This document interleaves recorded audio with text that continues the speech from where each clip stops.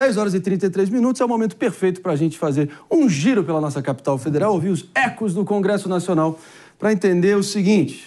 A gente tem a informação aqui que o ministro da Fazenda, Fernando Haddad, cancelou o seu giro pela Europa, no caso, ficar ali perto do nosso Felipe Monteiro, quem sabe, e decidiu ficar pianinho em Brasília para discutir com o presidente Lula corte de gastos. Parece que a palavra proibida é o tema tabu dentro ali das hostes do governo federal. Mas, para a gente entender todas as informações com precisão, ninguém melhor que minha querida Luciana Verdolim, diretamente de Brasília, ao vivaço aqui com a gente no Morning Show.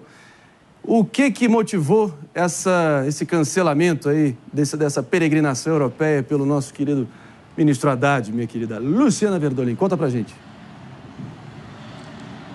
Bom dia, Marinho. Bom dia a todos, a quem está no estúdio acompanhando a gente. Olha, essa viagem para a Europa, que foi cancelada ontem a pedido do presidente da República, tinha previsão de ser realizada em 4 países, mas não tinha nenhuma agenda ainda confirmada. O Ministério da Fazenda não tinha confirmado ainda os compromissos do ministro Fernando Haddad. Ontem divulgaram uma nota dizendo que o presidente Lula pediu para que Haddad ficasse aqui no Brasil para cuidar de questões internas. Quais são os problemas internos que está aí tirando o sono do governo? Exatamente a questão daquele pacote de corte de gastos, que a promessa era ter anunciado na semana próxima das eleições municipais. A avaliação que se fazia é de que era preciso pressa, o governo não estava com pressa para fechar esse pacote e anunciar as medidas. O pacote ainda não saiu, o Haddad ficaria a semana toda fora. Com isso, agora, com o cancelamento da viagem, ele já está, inclusive, aqui no Palácio do Planalto com o presidente da República. Inicialmente, primeiramente, melhor dizendo, essa reunião é para discutir G20, a reunião de cúpula que acontece no fim de novembro, lá no Rio de Janeiro. O governo já está nos preparativos finais para essa reunião e a expectativa é de que o presidente participe, apesar de ter cancelado desde que ele caiu no banheiro, né, teve um corte na cabeça, todas as viagens, inclusive nacionais. Ele já cancelou 4 eventos internacionais, já cancelou uma viagem aí para São Paulo, mas, pelo menos por enquanto, a visita, a participação do presidente no G20 está confirmada. Então, há uma expectativa grande com relação ao governo brasileiro, né, as medidas que vão ser anunciadas. Por isso, essa reunião preparatória aqui no Palácio do Planalto. Logo depois desse encontro, aí sim, expectativa é de que Lula se reúna diretamente com Haddad para discutir o tal pacote de corte de gastos. O ministro da Fazenda, na semana passada, causou muito desconforto e causou um verdadeiro rebuliço nos mercados ao dizer que não era aquele valor de 30 a 50 bi, o corte inicialmente previsto na equipe econômica, apesar disso já ter sido anunciado, inclusive, aqui dentro do Palácio do Planalto. Então, tem uma indefinição com relação a esse pacote. A ministra do Planejamento, Simone Tebet, está lembrando que não tem pressa para anunciar, são necessárias as medidas, mas essas medidas podem ficar para depois, por isso não há nenhum prejuízo pela não antecipação das medidas até agora. Fato é que não existe ainda o pacote, as medidas não estão fechadas, o presidente Lula já avisou que, no entanto, não concorda em mexer naqueles benefícios previdenciários, né? Não concorda em desvincular os benefícios ao aumento do salário mínimo. Então, tudo isso está sendo discutido, expectativa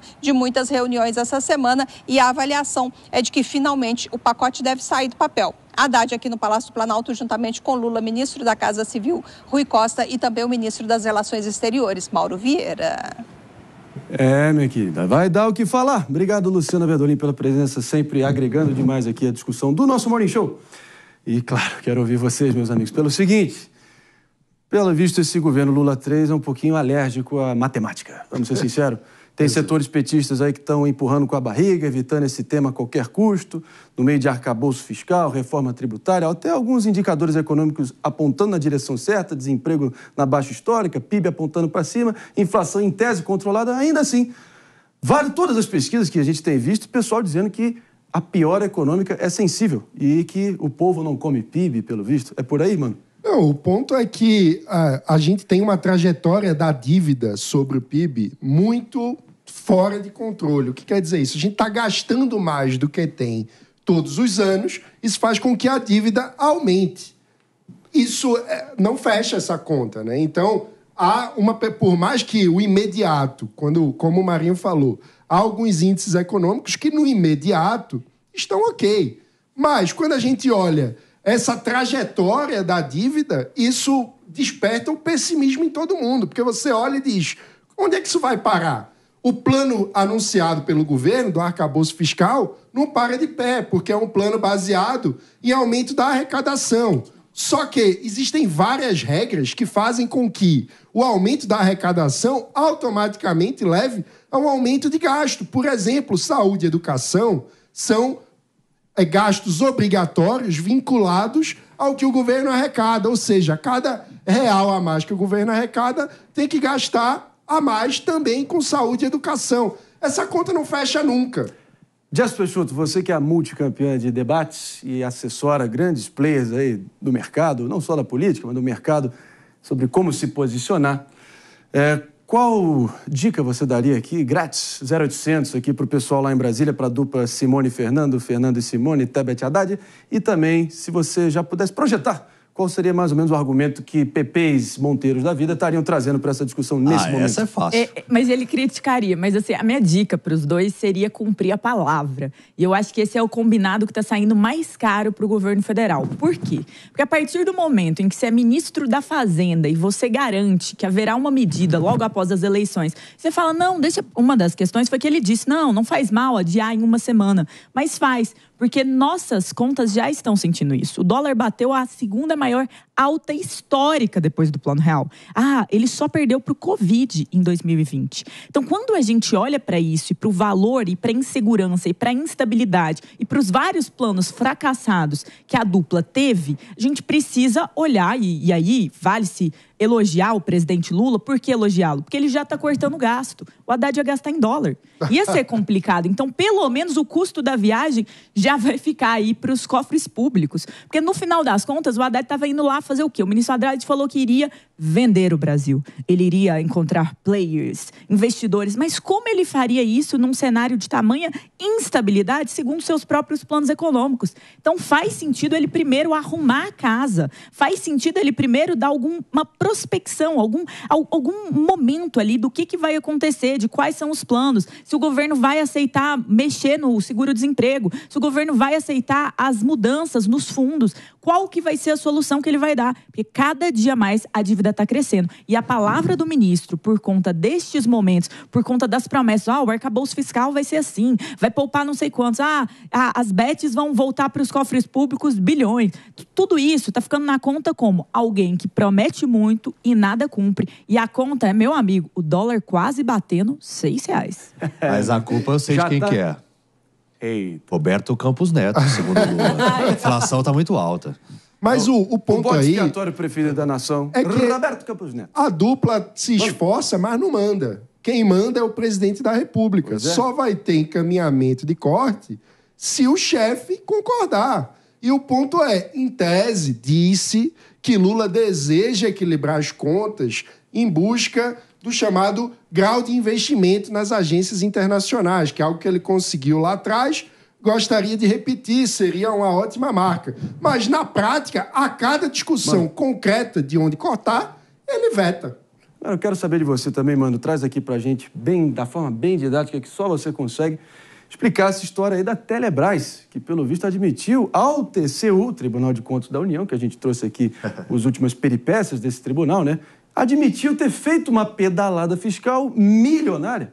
É por aí, mano. Traz pra gente aí, até porque estão falando que esse rombo pode estar chegando em 2025 a cerca de 184 milhões de reais. É por aí? 184 milhões de reais numa pedalada. Basicamente, a Telebrás empurrou para o ano seguinte despesas contratadas no ano anterior. Isso é proibido pelas normas contábeis. Isso, na prática, é uma forma de fraudar a contabilidade pública. Isso é muito perigoso. E a gente precisa olhar com muita atenção para isso. Basicamente, o que é que acontece? Você faz uma maquiagem na contabilidade da estatal para evitar que esse dinheiro saia diretamente da conta da União naquele relatório. E aí você faz com que o relatório geral das contas públicas pareça menos ruim do que é de verdade. porque você está maquiando aquilo, fazendo com que a estatal assuma um prejuízo que está maquiado ali, mas que depois a pedalada precisa ser desfeita, porque o dinheiro não cai do céu. E aí fica óbvio que é preciso ter mais dinheiro do contribuinte, do pagador de imposto, para dar conta daquele prejuízo, daquele rombo que está sendo criado por uma administração irresponsável, que gasta mais do que poderia, gasta mais do que tem em caixa. Agora, pelo visto, as pedaladas fiscais não ficaram só nas páginas de história, no inesquecível ano de 2016, mas nesse caso aí eu duvido que o próprio presidente da Telebrás vai sofrer impeachment. Sinceramente, eu não vejo isso acontecendo, até porque é mais um caso, né, Palumbo, onde mostra que esse governo Lula 3 não é alérgico à matemática, rombos vão sendo acumulados, maquiagens vão sendo feitas, é o famoso passar batom no porco e achar que só isso vai resolver, mas uma hora a conta chega. É por aí? Olha, não se tem austeridade com o gasto do dinheiro público nesse país. A gente vê, acabou de sair a matéria, nós passamos agora aqui, sobre o TCU com super salários. Será que isso, né, guardadas as devidas proporções, não é uma pedalada também para você manipular ali o seu salário? Porque, afinal de contas, vai cair na conta lá do servidor público do TCU. E aí esse governo, lamentavelmente, eu gostaria que fosse ao contrário, mas ele não vai fazer corte nenhum.